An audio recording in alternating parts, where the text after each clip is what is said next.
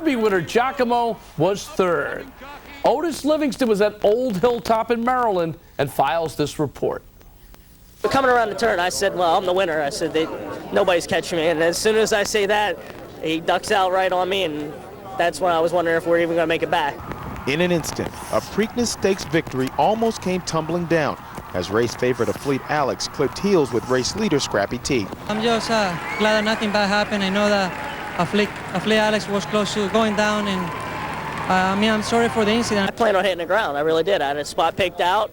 I figured, well, we're going to get run over. Hopefully a couple of people miss us, but I knew the whole group was right behind us, and luckily he came back up under me. When he clipped heels with that horse, it was like, oh, there goes the horse. You know, you had to be, I was really concerned about the welfare of the horse and the welfare of the rider.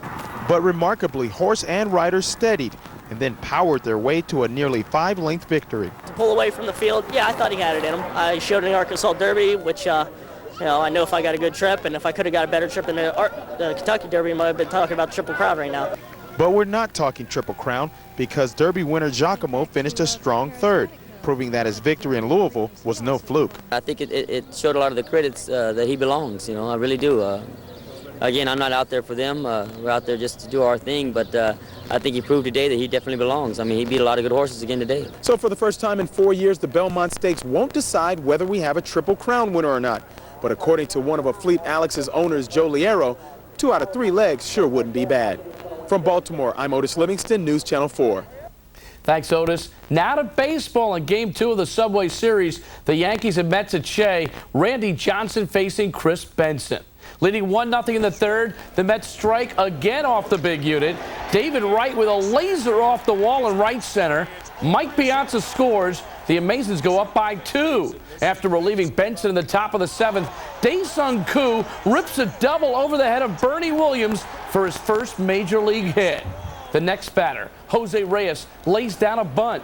Jorge Posada throws to first and gets Reyes out. But after Robinson Cano hesitates at first, a hard-charging Koo heads for home and slides in safely, although it looked like he was tagged out by Posada. The Mets bench goes wild, and what an afternoon for Koo. He also struck out all 3 batters he faced, en route to a 7-1 victory for the Amazons, who bounced back to even the Subway Series. You know, after all the hoopla yesterday, we got that past us, and I said that today would just be more normal, and it felt like that. So we scored some runs, and Chris pitched pretty well, so I'm pleased.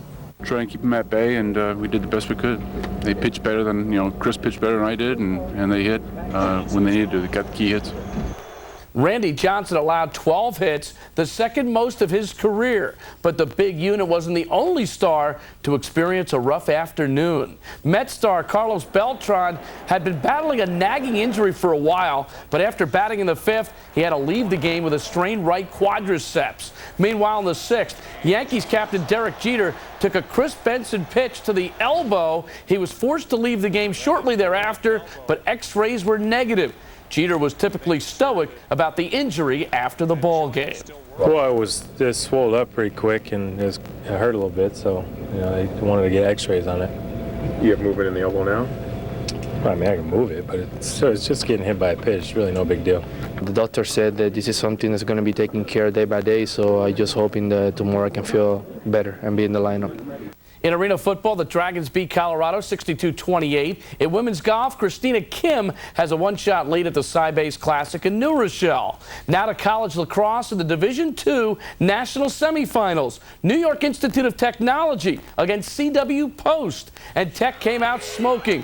All-America Joe Droz scoring one of his 5 goals on the day. The Bears led by 8 at the break, but the Pioneers charged back thanks to junior sensation Jeremy Jablonski. CW Post scored 5 of the first 7 goals of the second half, but Tech pulled away in the 4th quarter. Midfielder Joe Gabriziak with the tally. The Bears win at 21-9. They'll face Limestone College for the national championship next Sunday.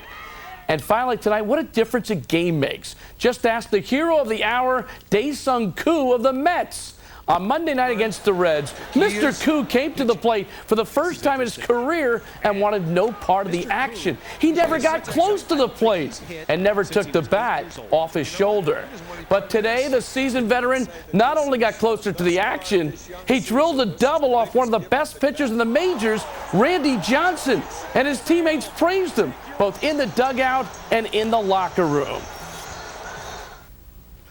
Koo, Bonds, A-Rod, Pujols, a new slugger was born.